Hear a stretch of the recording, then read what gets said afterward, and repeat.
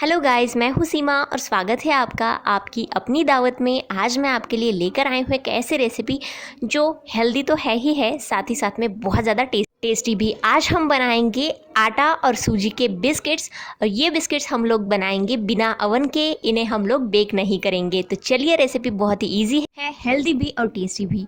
और बेझिझक होकर आप इस लॉकडाउन के पीरियड में अगर बाहर भी नहीं जा सकते तो बच्चों को ये बिस्किट्स बहुत ही आराम से खिला सकते हैं, उन्हें बहुत ज़्यादा पसंद आएंगे। तो चलिए, ये बिस्किट्स बनाने के लिए सबसे पहले मैंने ले लिया है यहाँ पर घी। घी को आपको एक प्लेट में या बाउल में निकाल लेना है। तो यहाँ पर एक बड़ी सी प्लेट में मैंने 3 चम्मच के करीब घी लिया है। अगर आप घी यहाँ पर नहीं यूज़ करना चाहते तो जो वनस्पति घी आता है वो भी यहाँ पर ले सकते हैं। तो ये स्टील के चम्मच के हिसाब से मैंने 3 चम्मच घी यहाँ पर ले लिया है। ये मैंने फ्रिज में रखा था, इसलिए थोड़ा सा ये अभी थिक है, इसलिए हम इसे थोड़ा सा नॉर्मल रूम टेम्परेचर पर आने देंगे और बाद में इसे हम लोग इस तरह से हाथ से ही फेंट लेंगे। तो 5 से 7 मिनट तक हमें इसे इसी तरह से फेंटना है। अगर आपके पास इलेक्ट्रिक बीटर है तो आप उसी से भी ये फेंट सकते हैं, लेकिन यहाँ पर बहुत ही कम क्वांटिटी है, इसलिए हम यहाँ पर इसे हाथ से ही फेंटेंगे। इसे 5 से 7 मिनट तक लगातार ऐसे ही फेंटना है। ये थोड़ा सा इसके बाद वाइटिश हो जाता है, कलर इसका थोड़ा सा चेंज हो जाता है। देख सकते हैं 5 से 7 मिनट तक मैंने इसे फेंट लिया है। अभी थोड़ा सा वाइट दिखने लगा है। तो अब इस तरह का होने के बाद एकदम स्मूथ ये हमारा घी तैयार हो जाता है। और इसके बाद हम लोग यहाँ पर क्या करेंगे, इसमें डाल देंगे पिसी हुई चीनी या पाउडर शुगर। तो यहाँ पर पिसी हुई चीनी में डाल देती हूँ 4 चम्मच के करीब। अगर आपको थोड़ा सा मीठा ज़्यादा पसंद है तो आप 5 चम्मच भी डाल सकते हैं, लेकिन 4 चम्मच के हिसाब से बहुत ही बढ़िया ये मीठे बिस्किट्स बन जाते हैं। तो 4 चम्मच मैंने यहाँ पर पिसी हुई चीनी इसमें डाल दी है। अगर आप चाहे तो यहाँ पर वेनिला एसेंस या इलायची का पाउडर भी इसमें डाल सकते हैं, लेकिन मैंने यहाँ पर किसी भी तरह का इलायची पाउडर या वेनिला एसेंस इसमें नहीं ऐड किया है। तो बस घी से ही इसका एक बहुत ही अच्छा स्वाद इसमें आता है, इसलिए हम इसमें कोई भी एसेंस वगैरह या इलायची पाउडर नहीं ऐड कर रहे हैं। तो ये चीनी मिलाने के बाद हमें क्या करना है, इस तरह से इसे और 4 से 5 मिनट तक ये पिसी हुई चीनी भी इसमें इस तरह से फेंटनी है, ताकि ये एकदम स्मूथ मिक्सचर तैयार हो। जैसे हम केक सजाने के लिए क्रीम बनाते हैं ना, व्हिपिंग क्रीम, सेम उसी के जैसा इसका टेक्सचर तैयार हो जाता है। तो 4 से 5 मिनट तक और इसे फेंट लेंगे। तो देख लीजिए 4 से 5 मिनट यहाँ पर हो चुके हैं और हमने जो घी और चीनी मिलाई थी एकदम स्मूथ इसका टेक्सचर तैयार हुआ है। जैसे हम लोग व्हिपिंग क्रीम बनाते हैं सेम उसी तरह से ये तैयार हो जाता है। तो चलिए अब दूसरी तैयारी कर लेते हैं। तो यहाँ पर मैंने ले लिया है एक बोल, इसमें डाल देते हैं 1 कप गेहूं का आटा, जो हम घर में रोटियां बनाने के लिए यूज़ करते हैं। अगर आप यहाँ पर गेहूं का आटा यूज़ नहीं करना चाहते तो आप सिंपली 1 कप मैदा भी ले सकते हैं, लेकिन हम लोग इसे हेल्दी तरीके से बना रहे हैं, इसलिए मैंने यहाँ पर गेहूं का आटा लिया है। इसमें डाल देंगे हम बारीक वाली सूजी 3 चम्मच, या 1/4 कप भी आप इसमें ऐड कर सकते हैं। तो बारीक वाली सूजी आपको यहाँ पर यूज़ करनी है। अगर आपके पास बारीक वाली सूजी नहीं है तो मोटी वाली सूजी को आप 1 या 2 मिनट के लिए मिक्सी में ग्राइंड कर सकते हैं और उसमें ऐड कर सकते हैं। 1 पिंच या 1 चुटकी भर मैंने यहाँ पर नमक भी डाल दिया है। अब इसके बाद हमारा जो घी और पिसी हुई चीनी का मिक्सचर तैयार करके हमने रखा है उसे इसमें डाल देंगे। तो करीबन ये 5 से 6 चम्मच के तैयार हो जाता है, क्योंकि हमने इसमें 4 चम्मच पिसी हुई चीनी और 3 चम्मच घी मिलाया है। तो ये सारा हमें इसमें ऐड करना है। तो बस अच्छी तरह से अब ये घी इस आटे में मिक्स होना चाहिए, इस तरह से हमें इसे मिक्स करना है। अभी फ़िलहाल इसमें पानी या दूध कुछ भी ऐड नहीं करना है। हाथ से ही इसे अच्छी तरह से एक बार गूंद लेंगे, ताकि ये सारा घी इसमें आटे में अच्छी तरह से लग जाए। तो देख सकते हैं इस तरह से आटा तैयार हो जाता है। तो 3 से 4 मिनट तक मैं इसे मिक्स कर लेती हूँ। तो 4 से 5 मिनट के बाद आप लोग यहाँ पर देख ही सकते हैं एकदम क्रम्बली मिक्सचर इसका तैयार हो जाता है। देख सकते हैं हाथ में इस तरह से करने के बाद आपको पता चलेगा कि सारा घी इस आटे में अच्छी तरह से लग चुका है। अब इसके बाद मैंने यहाँ पर ले लिया है 1 छोटा कप के करीब दूध। दूध ना ठंडा या ना ज़्यादा गर्म होना चाहिए, नॉर्मल टेम्परेचर का दूध ही आपको यहाँ पर यूज़ करना है। तो दूध हम यहाँ पर कितना डाल देंगे इसका तो कुछ मेजरमेंट वगैरह नहीं है, लेकिन हमें थोड़ा सा सख्त आटा इसका तैयार करना है। तो यहाँ पर करीबन 3 से 4 टेबलस्पून की दूध मैं इसमें ऐड करके इस तरह का एक आटा तैयार कर लेती हूँ। देख सकते हैं बस इतना सा ही दूध हमें यहाँ पर आटा गूंदने के लिए लगा है। बाकी का बचा हुआ दूध हम लोग साइड में रख देंगे। और बस अब इसके बाद हम लोग यहाँ पर किसी भी तरह का दूध या पानी इसमें ऐड नहीं करेंगे। सख्त आटा इसका तैयार हो जाता है। तो जैसे हम लोग पूरी के लिए सख्त आटा गूंथते हैं ना, सेम उसी टेक्सचर का आटा हमें यहाँ पर चाहिए। तो देख सकते हैं आटा तो यहाँ पर गूंथ कर रेडी है। तो अब हम लोग इसे रख देंगे 10 मिनट तक के लिए इसी तरह से ढककर, क्योंकि हमने इसमें सूजी यूज़ की है और उसे भीगने में थोड़ा सा टाइम लगता है। तो 10 मिनट के बाद हम लोग इसके बिस्किट्स बनाएंगे। तो चलिए 10 मिनट यहाँ पर कंप्लीट हो चुके हैं और हमारा आटा भी थोड़ा सा सॉफ्ट हो जाता है, इसीलिए हमने यहाँ पर एकदम से कम दूध यूज़ किया है। और एक बार इसे फिर से मसल लेंगे, थोड़ा सा सॉफ्ट कर लेंगे। तो आटा तो बिल्कुल रेडी है। तो चलिए अब इसके प्यारे प्यारे बिस्किट्स बनाना शुरू करते हैं।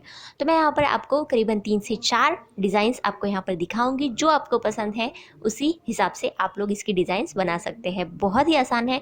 चाहे तो आप इसी शेप के भी, जो नान कटाई बनती है उस शेप के सिंपल गोल वाले बिस्किट्स भी तैयार कर सकते हैं। लेकिन जो डिज़ाइंस वाले बिस्किट होते हैं वो दिखने में खूबसूरत होते हैं, तो बच्चे उसे खाने में और भी ज़्यादा हैप्पी हो जाते हैं। इसीलिए हम लोग इसके ऊपर डिज़ाइन तैयार कर लेंगे। तो फर्स्ट डिज़ाइन मैंने दिखाई है इस तरह से, चाकू की हेल्प से बस आपको इसे इस तरह से कट लगाने हैं। तो ये बहुत ही सिंपल डिज़ाइन पहली मैंने दिखाई है। तो चलिए अब दूसरा भी इसी तरह से मैं आपको बिस्किट्स बनाकर तैयार करके दिखाती हूँ। आपको जिस भी तरह की डिज़ाइन पसंद है आप यहाँ पर कर सकते हैं। और यहाँ पर बिस्किट्स को आपको बहुत ज़्यादा पतला नहीं रखना है या बहुत ज़्यादा मोटा भी नहीं। अगर आप बहुत ज़्यादा पतला रखेंगे तो ये बहुत ज़्यादा हार्ड हो जाएगा। तो चलिए दूसरी डिज़ाइन हम लोग बना लेंगे इस वाली स्टील की झारी से। ये फ्राई करने में हम लोग यूज़ करते हैं। तो इसे इस तरह से आपको यहाँ पर प्रेस करना है और बहुत ही प्यारी सी डिज़ाइन इसकी तैयार हो जाती है। देख सकते हैं इस तरह से। ये डिज़ाइन बहुत ही अच्छी लगती है जब हम लोग इस बिस्किट को बेक करते हैं या फ्राई करते हैं तब। तो चलिए तीसरी भी डिज़ाइन अब इसी तरह से मैं आपको तैयार करके दिखाती हूँ। आप चाहे तो इसके अंदर टूटी फ्रूटी भी इस्तेमाल कर सकते हैं या ड्राई फ्रूट्स भी आप जब आटा तैयार करते हैं तब इसके अंदर डाल सकते हैं। लेकिन मैंने यहाँ पर कम से कम चीज़ों का इस्तेमाल करते हुए ये बिस्किट्स बनाए हैं। चाहे तो आप ड्राई फ्रूट्स भी ऐड कर सकते हैं। तो तीसरी डिज़ाइन बना लेंगे हम इस चम्मच से। जो गुड डे बिस्किट्स मिलते हैं सेम उसी तरह की डिज़ाइन बनती है जब हम लोग इसे बेक करते हैं। देख लीजिए तीसरा भी बिस्किट यहाँ पर तैयार है। तो अब चौथा भी बिस्किट मैं इसी तरह से तैयार करती हूँ। इसकी भी डिज़ाइन बहुत ज़्यादा सिंपल है। बस चाकू की हेल्प से या जो कांटा चम्मच या फोक होता है उसके भी हेल्प से आप यहाँ पर डिज़ाइन तैयार कर सकते हैं। तो बस सिंपली इस तरह की मोटाई आपको इसकी रखनी है। बहुत ज़्यादा मोटे नहीं रखने हैं और बहुत ज़्यादा पतले भी नहीं। तो चौथी डिज़ाइन मैं इस तरह से बनाकर तैयार कर देती हूँ। बहुत ही आसान है और आपको ये करने में भी बहुत ज़्यादा मज़ा आएगा। देख लीजिए इस तरह से मैंने चौथा भी बिस्किट बनाकर तैयार कर लिया है। तो बाकी के भी बिस्किट्स मैं इसी तरह से तैयार करती हूँ। आपको जो डिज़ाइन पसंद है उसके हिसाब से आप बनाकर तैयार कर सकते हैं।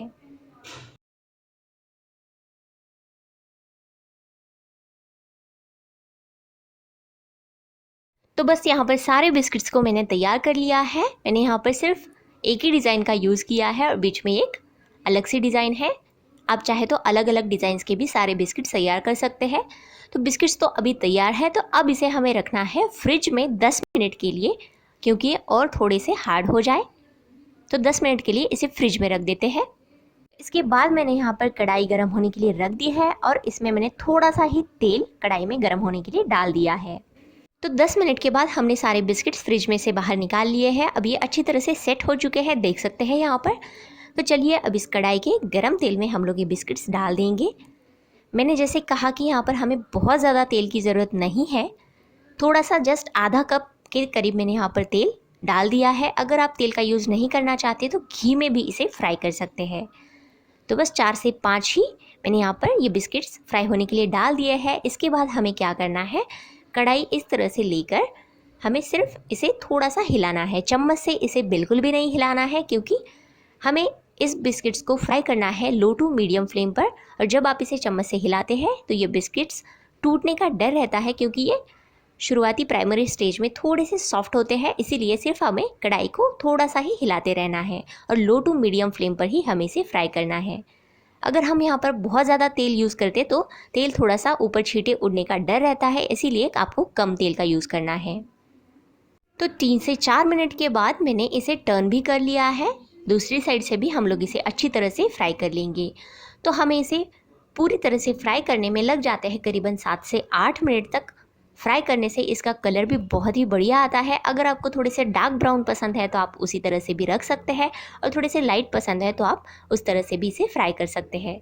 तो चलिए एक और बार इसे टर्न कर लेंगे।